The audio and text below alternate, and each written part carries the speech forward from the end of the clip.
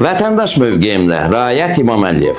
Ötən həftələrdə dəm qazından zəhərlənib ölən uşağını qucağına alıb TikTokda canlı yayım açan atanın videosunu yəqin ki unutmamısınız. İzləyicilərim indi də mənə yazır ki, Rayət müəllim, niyə açıqlama vermədiniz? Axı belə hadisələrə səssiz qalmaq olmaz.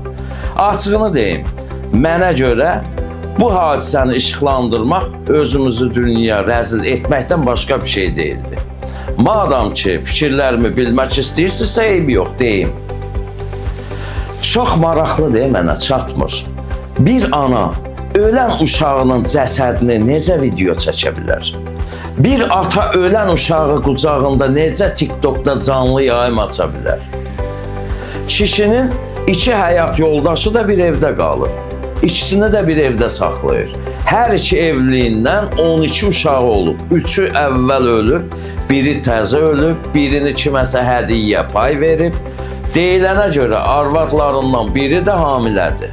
12 məsum, məzlum uşağın dünya gəlməsinə səbəb olub. Hətta deyir ki, 3-cü arvad da ala bilərəm, 4-cünü də ala bilərəm. Qısacası deyim, bu kişinin ailə modeli anlayışı sıfırdır. Bu arvad almağı əyləncə hesab edir. Qadını seks kuklası kimi təsəvvür edir. Ona həyat yoldaşından çox ehtiras mənbəyi kimi baxır. El məsələ var, deyir sizin evdə işıqlar yanmır. Kişinin maddi vəziyyəti sıfırdır, çox pis vəziyyətdədir. Ay kişi, bilirsən ki, dünya gətirdiyin bu övladları saxlaya bilməyəcəksən. Nəyə görə dovşan balalar kimi əkib tökülməsinə vəsilə olursan? Sizi inandırım ki, o uşaqların adını sorsan, bəlkə də o kişi çarxıb adlarını düzləyə bilməz. O gül balaları niyə övlad kimi yox, qazanc mənbəyi kimi görürsən? Nə var, o uşaqlara görə dövlət sənə 1150 manat sosial yardım verir ona görə.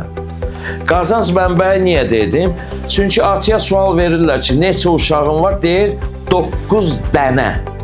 Nəfər demir, dənə. Elə bil əşya sayır. Dovşan balaları və ya quzuların sayını açıqlayır. Günah da axı. Belə ata olmaq da günahdır.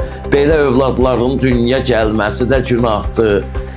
Bir gecənin 15 dəqiqəlik heyvanı şəhvət hissini öldürmək üçün dünya uşaq peydaxlamaq başqa şeydir. Valideyn məsuliyyəti başqa şeydir.